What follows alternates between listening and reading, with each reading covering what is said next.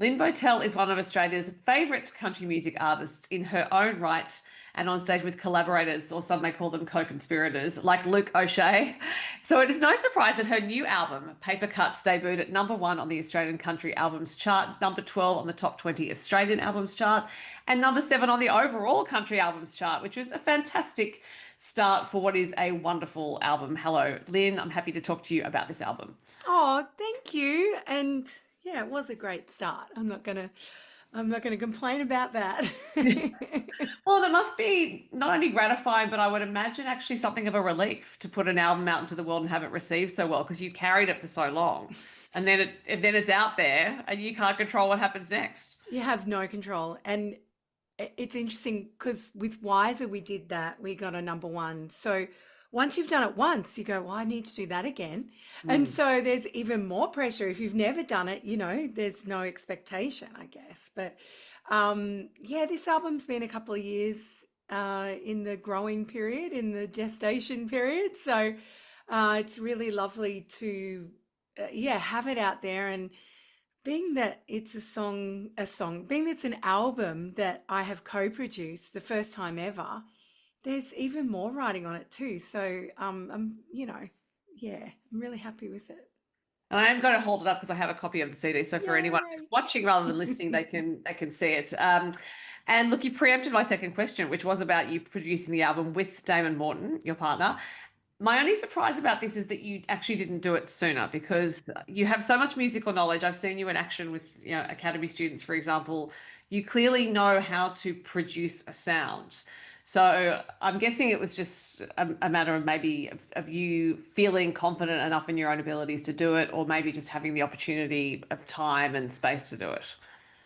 I think it was confidence. I really do. And it became apparent with the previous record that I was butting heads more and more with Shano. Things that he would usually have say over. I was like, oh, I actually like that ending. And I've always arranged the songs. I've always, been pretty good with sending a complete arrangement for a producer to work with. I've always been really self-assured about my songwriting and all that. But Carl Brody told me about 10 years ago that I should produce. And I said, oh, don't be silly. It's putting me up in heaven laughing at me now. And yeah, so look, I can't wait to do it again. It was terrifying at first, but once I started the process, I realized it really was quite fun and I knew what I wanted. And even when I didn't, if I wasn't sure, there was one song that was very, very new. Right. Damon and I finished it the week before we went into the last lot of recording. So it was still really new and I hadn't had time to really consider it that much. And because of the way we were recording, it meant that I could actually ask the players who we were working with Right. what they thought about this. And I was straight up. I said, look, we've only just finished this one, but I love it. And we were going to have 10 songs on the record. Now we're going to have 11. So what do you guys think? And so it was just a little bit of, discussion and I knew what I wanted to stay away from. Mhm. And so, yeah, it was actually Rod McCormack who brought up Blue Train, which is this brilliant Linda Ronstadt song. I don't know if you know it. I don't know. I'm riding the blue train over. It's such a great song. Anyway, and it's got this really cool chunka thing and spacious vibe about it. And I'm like, yes. And Springsteen as well. And we're like, okay. And so that's how we approached one of the tracks. So, yeah. So I think that I realized it wasn't as terrifying at all. And in fact, I've never been a person who really shied away from much. So it was about time, really. Look, as a long-time fan of your work, I concur with that assessment. I should say that the Shane you're referring to is Shane Nicholson, who produced your Oh, previous yes. albums. Sorry, I shouldn't say Um, that. I'm curious as to what the song was, the last song onto the album. Really? Stand so close. Why you got to stand so Oh, close? because Yeah. I love that song. I was actually listening to it on repeat today. So yeah, Oh, it's lovely. interesting that it doesn't feel like an Arrivist, if that makes sense. It feels like a song I that's had it hidden. I had it on my iPhone and I hadn't quite finished it. And because it's those things, because Paper Cuts, the album, for me, it's about things that have marked you in a way, whether it be positive or negative. You Mhm. know, they've left their mark. And for me, that moment in time when I met Damon and I was really trying to be a nun, I'd done enough. I'd had enough. I was over it. And I realized I had feelings for him and I was so ticked off. I was like, why do you have to be around me? You smell really good. I like the sound of your voice. Just go away. You're just gonna leave me alone because you're gonna hurt me like everyone else eventually anyway. So why have you got to stand so close? Why have you got to be so mean? You know, it was kind of, so that's what that's about, that overwhelming feeling of, I guess, inertia into somebody else, you know, like you can't Mm. ignore it. I couldn't ignore it. Yeah. And if it wasn't for Becky Cole, I think I'd probably still be a nun. So I was never going to be a nun, let's be honest. I swear too much. So it was But it Becky who basically said, pull yourself together and get on with it? well, yes, she put us on our very first date, which was, it's a long story and you probably don't have time. Look, if you're prepared to tell it, Lynn, I'm quite prepared to hear how Becky It's Cole a got funny you on a date. story. It's a funny story. Basically, I don't know if you know my history with Duncan Toombs, but we were in our very first band together. We were boyfriend and girlfriend. We nearly got married, right? We've been Oh, I did not know friends. that. No, no, no, Yeah, no. we No. went out for like 9.5 years and we've been friends forever. Been friends for like 35 years or something silly. Anyway, he's in the band with Becky. Becky says, look, if you like this guy, this Damon fellow, why don't I arrange a little dinner? And what I'll do is I'll tell everyone else that I've told to come that it's off, but you and Damon will still go. So it'll be like a date, but no one had to ask anyone. It's just happened out of nowhere. So anyway, who didn't get the text? Dunk. So there's the three of us. I'm just like, okay, all right. My big brother's here because he's basically like my big brother. Oh, okay, great. And so anyway, then we went to the movies after dinner, and Damon and I wanted to see this lovely movie, the best the Hotel Marigold, Oh, yeah. right? Yeah. And Dunk wanted to see some Transformers thing, so I was like, oh, thank God. So I got to, like, the end of the movie and I was like, oh, I think I might hold Damon's hand. And I look around to my left and who's up the back of the movie is Dunk like this, waiting for us so we can go. Anyway, we ended up, getting together and 3 weeks later or so I said to Dunk before the next tour, I said, oh, by the way, Dunk, I'm seeing Damon, we're going out. He goes, yeah, I know. I thought you guys liked each other. I couldn't get a word in edgewise at dinner the other week. Like, I'll never forget it. And it's so funny that, my childhood sweetheart, I guess you would say, Yeah. was there and it still makes me giggle. But that Becky Cole, she's quite good. She's I, quite good. lo- I like the elaborate plan. I'll invite these people and then I'll tell them that it's off, as opposed to just surreptitiously setting up the two of you. I know, but that's what she did. It still makes me giggle. Well, look what she's created indirectly, which is not just the relationship, but the album, Paper Cuts. And also, I should say, anyone who's seen you perform live, Damon is most likely there Oh working on yeah. something for you and doing sort of other things. I think occasionally he might play an instrument. I'm sure I've seen him play an He instrument. does, but he won't play in front of anyone. And we did have a duet on my EP a couple of recordings ago. He now refuses to sing it. So Oh. I can't make the man become an extrovert. It's just not going to happen. But he co-wrote nearly every song on this album. And he's a big part of my life. We were talking about it the other night, how different our relationship is, how intertwined everything is, and how, that could be really difficult for some relationships where people get to, go to work for 8 hours. We work together, live together, travel together, everything. So, yeah, it's a good life. I'm pretty lucky.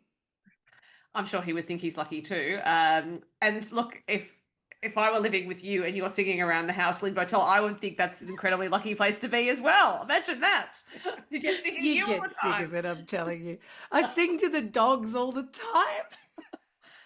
I'm Well, always singing to my dogs. I make up songs. Yeah. and I was also just thinking, as you were saying, you spend a lot of time together. because you have a creative life and therefore I would imagine a vivid imaginative life, that perhaps mitigates against getting sick of someone else's company because you know Yeah. you can take your take yourself somewhere in your head. Well, this is true. This is true. We're very different animals. He's very introverted. I'm quite extroverted. I don't know if you've noticed. And so in the studio, I kind of took on my role, being boss bitch or whatever you want to say, and fluffing around and saying I want this, I want that. And then when it came to the technical kind of really honing and stuff, that's Damon's world.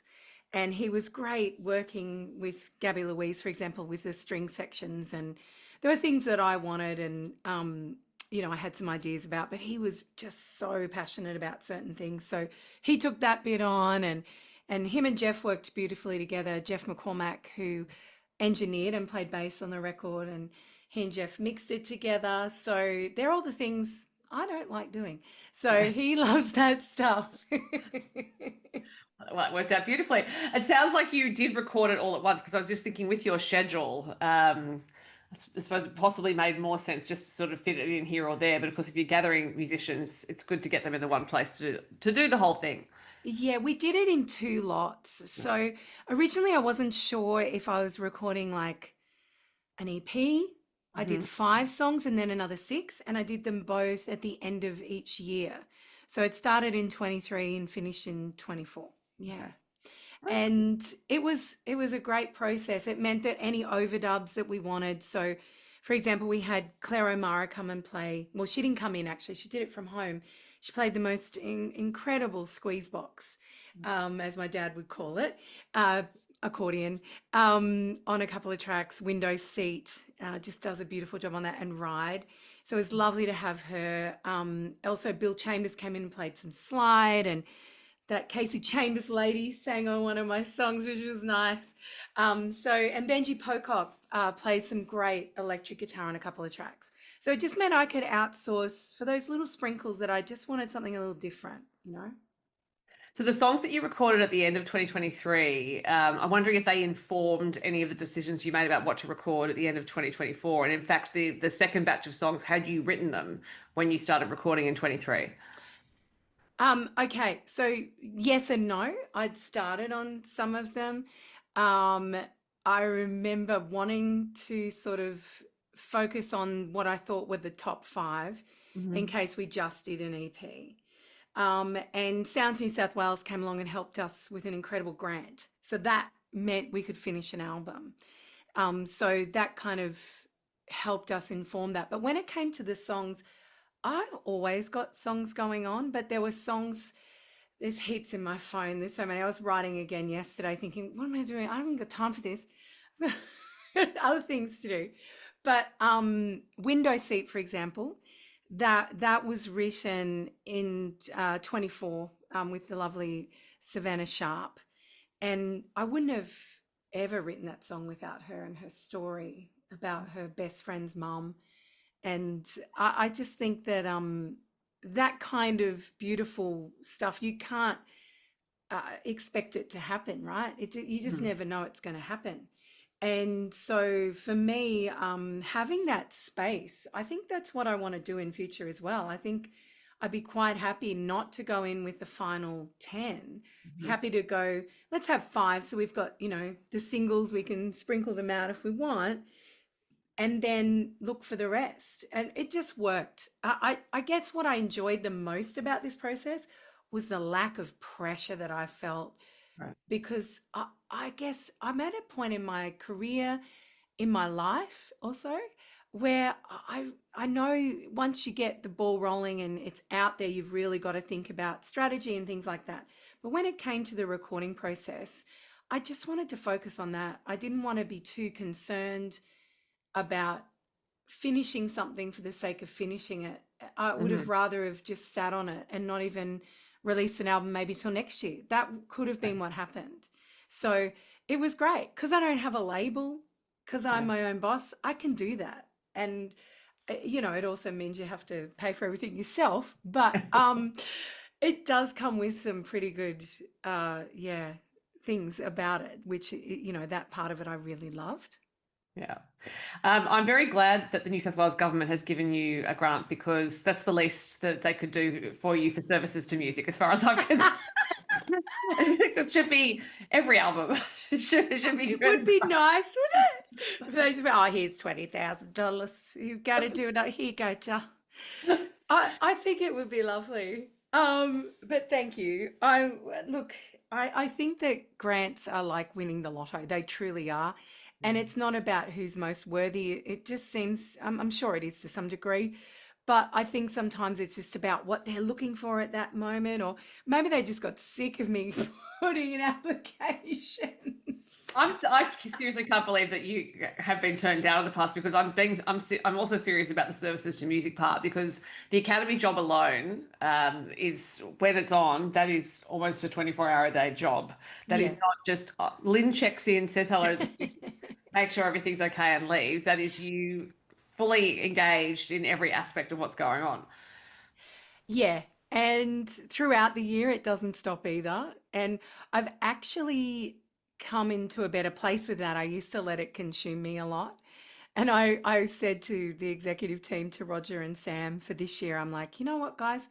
I think we should work on 1 day a week. That's what we're paid for. Let's do that. Let's actually do that. So it's been great. I've worked a lot on my own understanding of self-sabotage, which I think when you're a giving person, you tend to just give it all over and then you end up with nothing.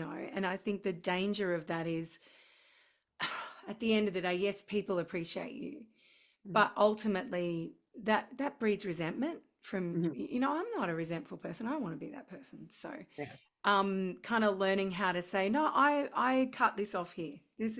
I'm focused on, it's a me day here and I'm doing that there. And just reminding myself not to fill up every hole in my Google Calendar.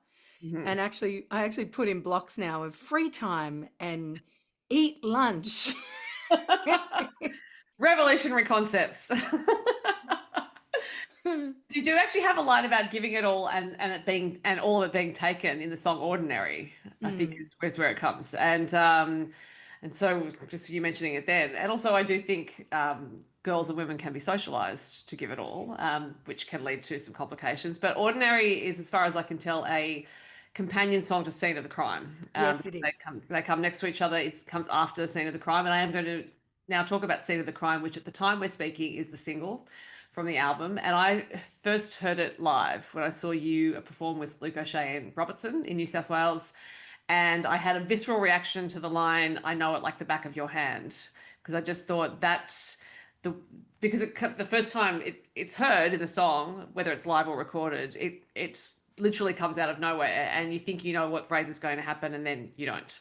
So just even from a writing point of view, that change of one word is extraordinarily impactful. But also seeing it live, as you know, that day, I think we were all in tears. So it's a song. You also said at that time that you wrote it with Kevin Bennett. Well, you took it to him. Yeah. You started it and you took it to him, and I'm interested at which stage you did that because it's such a personal song. Yeah, I was at the DAG. I was mentoring at the DAG songwriting retreat, and it's such a beautiful place to be creative, even when you're really busy teaching. It just keeps flowing out of you, and it's interesting. Scene of the Crime and Ordinary were both ideas on my phone that became songs at that DAG retreat. Right. Um, Ordinary, I finished with Damon, and Scene of the Crime with KB. And I had written all the verses, a few changes happened there. The melody was written. It's interesting you choose that line. I couldn't get that line. And I kept writing around it, like pussyfooting around it. I know it like the back of my hand. Nobody wants blood on their hands. And I'd written the back of your hand and crossed it out. Right. And KB's looking at my book and he goes, Lenny, you've already written it, mate. That's it there. And I just went, oh, I don't know. Ooh, it makes me feel a bit sick. He goes, yeah, because it's what you got to say. It's what you want to say, isn't it? I'm like, well, yeah. And at this point in my life, I thought this song's just a cathartic song. It's important for me. Mhm. And I never wanted to write it. It just came out and it was quite inconvenient, to be quite honest. um, and taking it to Kevin, I realized it was important. Mhm.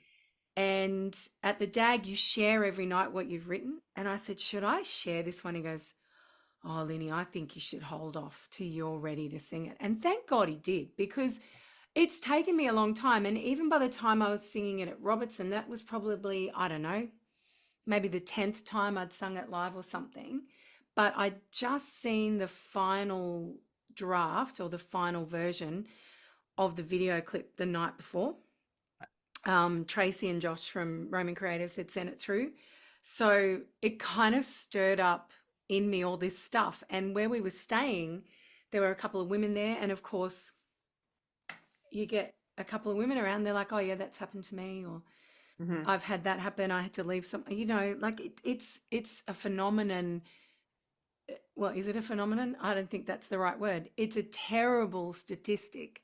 And Yeah. you just have to sit around a table and go, oh, hey, is anyone, if you ask that question, it would be quite frightening. So Mhm. the World Health Organization stat of 1 in 3 women have been affected by sexual violence or physical violence worldwide. I think it's greater than that. It's just that Yeah. it's underreported. So at Robertson, I get to the bridge. The bridge is, for me, one of the most honest moments in my writing ever. And it's about like the first time it became violent in a relationship. I was experiencing a lot of coercive control. There was violence, things being thrown around, holes in Mhm. walls. I hadn't become the actual target yet. And the first night that it happened to me, my life changed forever. And Yeah. it just did. And when I got to that bridge, I couldn't sing anymore. I tried. And I think I got the last line of the chorus in the end. And Lukey was devoed. He was like, oh, well, Lenny, I just want to hug you. And then the whole room stood. Mhm. I felt like I'd stuffed up, because you should stay out of the song. You should, in my opinion, the way you stay sane singing Mhm. about all these things Mhm. is to be the storyteller, not the actual character. Even if it is about you, you've kind of got to go, but it's about a girl in the past that was me. And that's Right. the truth. But Yeah. in that moment, I was very much in the moment. So it was powerful, and it was so, I felt so safe and so loved. Everyone, it was amazing when everyone stood, and just beautiful. It was quite impactful for me, and it gave me a sense of empowerment, um, not disempowerment at all. And I find the more I speak on it, the more I open up about it, it's actually been a really healing process for me. Mhm. And it's all we can do, I think, at this point in time, is to open up more conversations, because it's a very complex problem. Mhm. It's not something that we can solve in a very simple way at all. There's so many factors to take into account. I was very lucky in that I didn't have children to consider. I also had a really strong friendship group and family group around me who knew nothing. They didn't know what I was going through. Um, so that was shameful for me. I felt ashamed. And I Mhm. think that by speaking on it, I hope, anyway, I hope that it helps other people who've been through this to feel the confidence, or to feel safe enough to say something, and hopefully to do something if they're still in that environment. Because if they see other people speaking on it, they might go, oh, well, it's okay for them to talk about it. Maybe I should too. Yeah, and because talking about it, pulling it out into the light basically is the best way to combat it. Because part of the complexity you're talking about is actually in the title of the song, and that is that the person becomes the scene of the crime. And Yeah. so when you're talking about how you won't go back, you know, you know it like the back of your hand. It's like you're talking about not going back to yourself, and I would imagine not going back to the self you were then. But that Yeah. is a huge part of the reason why I think the law doesn't deal with it properly, the rest of society doesn't deal with it properly. It's because the scene of the crime is walking around and talking to us Yeah, exactly. about it. Yeah. And it, I don't know, but I truly feel that I um, was a different person. And yet, yet, there's still part of me that when going through this process of releasing this as the lead single, like right up to the day it came out, I was freaking out. And I was like, oh, I've made the wrong decision. And, I was very concerned that it would be taken the wrong way, that people would think I'm doing it, I don't know, crazily to make money or to profit from it. But the truth of the matter is, um, it's not about that at all. And it truly is a song for everyone. I spoke to you last time about Nicola Lay, my beautiful coach. And Hmm. she said to me, as I was dealing with all of this, she said, it's not just about you anymore. It's a song for more people than you. It's for everyone. People need to hear this song. So the fact the video clip brings it together and marries it so well, to me, I'm so proud of that. We worked really hard on that, and we wanted to make sure that we weren't doing it in a gratuitous way, like going over the top, um, like that we did it in a way that honored the victim and her Hmm. story. Hmm. We also didn't want to trigger people, but I Hmm. think it is a little bit triggering. It's the nature of it. But I just think that, yeah, Esther, who played the leading lady in that, is just a brilliant actress, and she did a fantastic job. And um, yeah, I've had such an outpouring of support, and from places I didn't expect, to be honest. Right. And just looking at the comments on that video as well, there are already people who feel seen Yeah. and like they can tell their story now because of it. And also, I think that's because you're in that video and it's an unvarnished performance, shall we say? Not that I'm suggesting you're otherwise varnished, but there's it's I was definitely made up, I'll tell you that it's much. but it's you go through the process of that song, and I don't know if your bit was done in one take, but it looks like it Oh, might have been. we probably did 4 takes. And at one point, Trace said to me, why don't you pretend he's in the room? Well, we didn't use that take because I'm not the same person that I was when I was the victim. So there was murder in my eyes. So we decided not to use those takes. I was like, it's probably a step too far. But reliving it was hard. I had the biggest throbbing headache after from crying about it, and just, but it was again part of a really powerful healing process.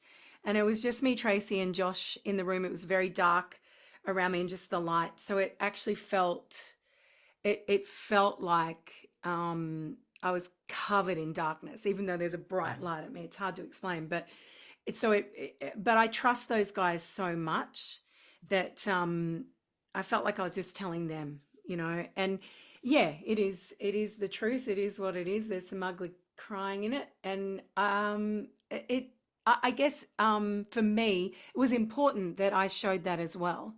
Yeah. I didn't want to kind of seem like, I don't know, some narrator that was Mhm. looking down on anyone or talking about something they didn't understand. Yeah. When I posted about that video, because you just put out an asset that we could use to do that, and I said the first line was saying that you're a warrior, and I meant that because I think to be at the point in your life that you are now, that requires an immense bravery that we don't acknowledge culturally, in that there are no weapons being wielded here. There's no anthem being played. It's you going out in the world and being determined to not be that victim forever and actually take steps. And they have to be steps. There's no massive leap that happens there. It's a day by day process where you actually start to realize that you are worth so much more than that experience, and getting to the point where actually you can offer it to other people, which is huge actually, because it is something that you want to keep to yourself, and to be able to articulate it in a way that other people can understand it, they can see themselves in it for good and bad, and then to let it have its life. So yes, it's a comment, not a question, Lyn Bowtell, but you're a Oh, warrior. thank you. The real thing for me is, like you were just saying, the everyday. I do have to work on it every day because I do have PTSD. Mhm. I have CPTSD because it wasn't just a moment in my life, it's happened when I was younger as well. And so it's something that has and it doesn't now, but it has plagued me and made my decision making quite sabotaging because you stay a victim because you're comfortable. It's strange. You know how to play that part. So you think, oh, I'll just, it's comfortable. And Yeah. part of coming out of victim mentality, part of all of that was producing this record. Mhm. I actually had to stand in the light, to step forward and go, you know what? I'm going to do this. I don't have to placate myself to anyone else. I can actually make these decisions and then live with them because they're mine. If it Yeah. doesn't work, at least I made my own choice. And you do know what you're doing, and you are, and it's, it's you can stand there and say, yes, I can take command of this because I know what I'm doing. But what you just said about things happening when you were younger actually makes me think about the song "Small" that's on the album, and now I'm wondering if that's what that's about. It's a little bit about that. It's mostly about the overwhelming feeling of being a teeny tiny dot in this universe. Mhm. And you see war and famine and greed and insanity on the news every day, or it's worldwide, it's around the corner. And I just felt like this is insane. What's the point? What's the point of recycling? Like it was things like that. It's going to go into landfill anyway. What is the point? I can't make a difference. And I started that song as an example at a she retreat. I was like, you can vamp on one line, guys. Like that, I was showing the ladies, I came up with a melody. We wrote a melody. Then I said, and then, I've come up with this title, Small, and you can just vamp on it and so I blurted out this melody and I went, that's actually really good. I think I better record that.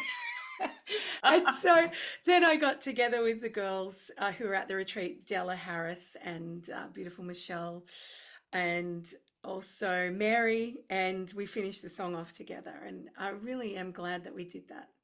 Yeah. Now, speaking of other women you've recorded with, and I'm going to hold up an album from a few years ago, which is the Bella Mm. album, because you did record one of the songs on the album with your former Bella bandmates, Kate Ballantyne and Karen O'Shea, and that song is "I Don't Want to Stay." So, was it a case of you wanted to get the band back together, or you wrote the song and thought, oh, these are the right people to record this with? The latter, actually. So I wrote the song with Kate at another she retreat. The she retreats have been quite amazing. I Well, never I started just them for my own stuff, but she came to a she retreat. was because I just interviewed Caitlin Thomas, and she's been to a couple of them, and just saying how wonderful they've been for her. Anyway, sorry, Oh, back to your that song. makes me really happy. But yeah, Katie and I, we connected on and off over the years, but not musically. It had almost been a little bit awkward, to be quite honest, because I've been focused on my career and she'd kind of go, oh, I'd love to get the band back together. I'd be like, oh gosh, I don't have time or money for that, mate. Like, you're a full-time teacher. You've got dough. I've got to come up with moolah, quite seriously. But I never really articulated that. And she came to a she retreat and I picked her out of the hat. And I was in two minds about it. I was excited and also trepidatious because I was like, oh, what's going to happen? What's going to happen? Anyway, we sat down, we had the best time. We cried, we laughed. And then we wrote this tune. She showed me a voice memo. She'd had a few wines, sat in front of her pool, and she'd written, I don't want to stay here lonely. And it was really melancholy. And it was like, eh. And I said, what if we did this? And we put the groove to it. And she's like, that's good. And then it just wrote itself in about 40 minutes. Thank God, because we spent 2 hours talking. But it was one of those immediate songs for me. I was like, this song's great. And then Katie was doing BVs and I was doing the lead. I was like, we need Karen. We just have to get Karen. So it was a no-brainer, to be honest, to get the girls in. And I loved it. And it was so wonderful. We recorded in the same studio where we recorded that album. Oh, that is a lovely tie-in. And I'm going to continue the theme of women from the past because on the song "A Study in White" there is reference to Marianne, and you have a song called "Marianne the Optimist" on You Liza. picked up on it. And also you have this kind of the way you sing it is sort of like this. It's kind of like this. little, not, I don't want to say arch, it's because it's not arch, but there's just like a, oh, it's a wink. I think there's a little Yes, way you it sing it. is a wink to Yeah. Marianne. I'm so glad you picked up on that. Yeah. I love Study in White. It was a voice memo that I had brought across from several iPhones, right? Yeah. We're talking from when I had a brick, oh, this tiny little brick of an Apple that my publisher gave me because I was using a cassette tape to record my All songs. right. And she said, Lynn, you can't go to Nashville with that. You will be laughed out of the room. I said, why? It works perfectly. She's like, I'm getting you a Mac. Don't embarrass me. Seriously? It was Di Taurasi, and God rest her soul, but she was hilarious. She was always in all black, and it was usually Prada. All And right. she was just very straight, very, very dry. You'll embarrass me. I was like, oh, okay. I don't understand. But of course, I went over there with this little Mac. Fast forward to like 20 years later, and I'd since put the voice memo on another Mac, the backup thing. And I was just going through looking for, ideas. I came across like this verse and chorus. I was like, that's really good. That must be a cover. I seriously thought it was a cover. I was like, that can't. No, that's from uni days. I must have been singing a cover at uni. Anyway, so I Googled Study in White and the picture, the portrait came up from the artist, and I went, and it all came flooding back. And I remembered what happened, and it was uni. And the teacher had said, you should use art to instruct your art. What do you see in this painting? And all of a sudden it came rushing back. And I remembered I envisaged that she was by a river, God knows where she was, and that she was going to come to life and walk out of the painting and take me on the boat with her. All right. So it was funny how that happened. And I showed Damon, he goes, that's really bloody good. Let's finish that. I'm like, righto. So, it was so great. It was like a wonderful diamond that I wasn't expecting to find amongst all these voice memos that were, pretty miserable.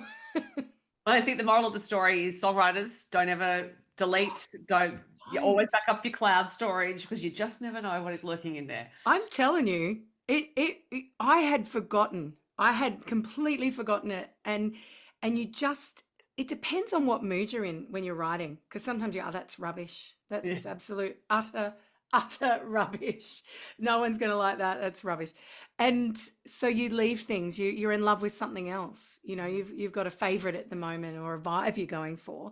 So you're like, oh, what's that about? I'm not looking for that. And yeah, coming back to it was so refreshing. And I don't know, just I think there's something to be said in capturing those snippets that you get and not waiting for hours and hours to sit there and write. Because the Mhm. reality reality is that doesn't happen. Yeah. So there's a lot of songs that are writing themselves on my iPhone, believe it or not. It sounds bizarre. And I'm not talking AI. I just mean they're sitting there in my phone, and then I'll play them every now and again and come up with another little thing for them. So there'll be several titles with number one, number two, three, four, And so I think that yeah, you can't trust your judgy self as a writer Yeah. sometimes. I'd also suggest they're writing themselves in the hard drive of your brain. Oh More than yeah, yeah. like I they're think just that's like probably a good they're kind of analogy. sitting there marinating away. I'm mixing my references here now, but you know what I mean. Right. Like they're in there, and it's yes, you've documented them, but yeah, it's interesting what the mind can get to work on when you're not consciously concentrating on it. That's it. And I think that years and years ago, I had a bad co-write, and I came back and I was spending a lot of time sort of going through the Central Coast back to Newcastle. I didn't live on the coast at that point. And I saw Gina and Rod on the way home to call in for a coffee or something because I had another hour to go. And Gina's like, how was your co-write? I went, oh, it was awful. I'll never write that song again. Oh, no. And I remember I was like 25 at the time. And she goes, darling, you've got more songs than I have underwear. And I've got a lot of underwear. And she's like, you need to just get over yourself because you'll write another song tomorrow. And it was the best advice because it's so true. It's like, if you just let it, ideas will come. It's, Yeah. yeah.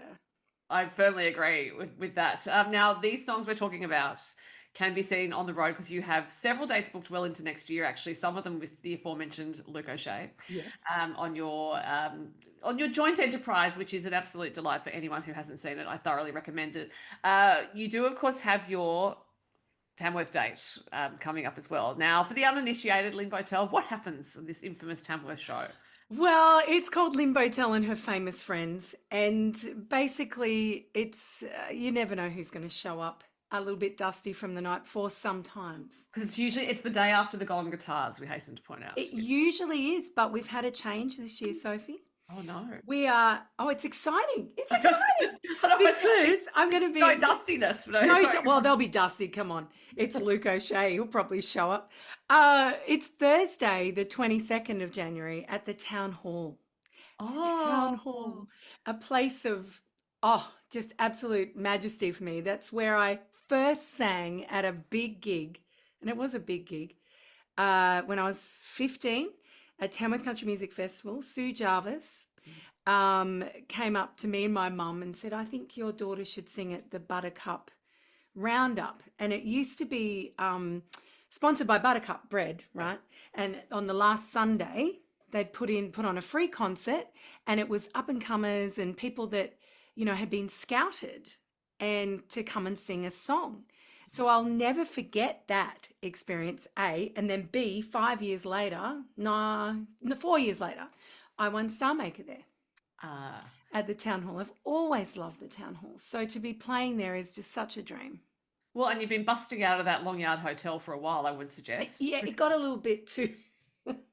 People went to hospital because of the sunstroke, and I was like, gosh, we might need to find another venue. And I didn't know what to do, and it happened that they came to me and offered me the gig. So I'm really excited. It is good fun, good friends. I'm going to be singing a lot of songs from the new record, but inviting a lot of mates up too. And now before then, you do have some dates coming up in October and November. So people can find you around and about the country. I think you're mainly Eastern Seaboard at this stage of proceedings. Yes, I'll be down Victoria Way, then South Australia. Then I come back up to New South and do some shows with Lukey and beautiful Felicity Dowds on the road with me throughout Victoria and South Australia, which will be fun. I do love it. It's a good life. It's a good life that you have created, Lyn Bowtell. I want to emphasize that. It didn't just arrive on your doorstep and go, she's a likely candidate. I would suggest you have brick by brick constructed this house of wonder you are now living in. Oh, that's a lovely analogy. And you know, I know there are other careers where some people have 2 meal ovens. People I know, you know, and massive kitchens. I've got an Aldi oven and I'm okay with that. I'm all right. Look, I'd suggest you're barely home to use that oven. So Hey, I baked 2 cakes in it today. I'm super proud of myself. If it works on baking, and we know that baking can be famously temperamental because it's chemistry, not cooking. So if your Aldi oven is working to bake the cakes, then I'd suggest it's perfect. Well, I would hope so. My dad was a pastry cook, so I've got a bit of learning. But honestly, I think about it a lot, and I love my little home. I think, gosh, would I have been better off doing something else? But truthfully, I just don't see it.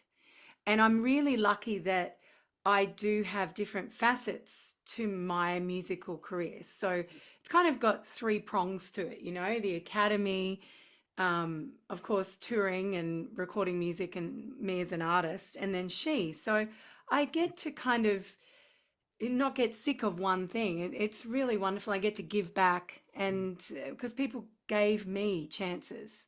And I had a lot of that in my life. So it's nice to do the same. Well, I would suggest that paper cuts is also a gift to those of us who love music, and to your existing fans, and I'm sure there'll be many new fans. Unfortunately, I have to wrap it up, Lyn, but it's been delightful to speak to you. Thank you. Look, thanks so much for having me.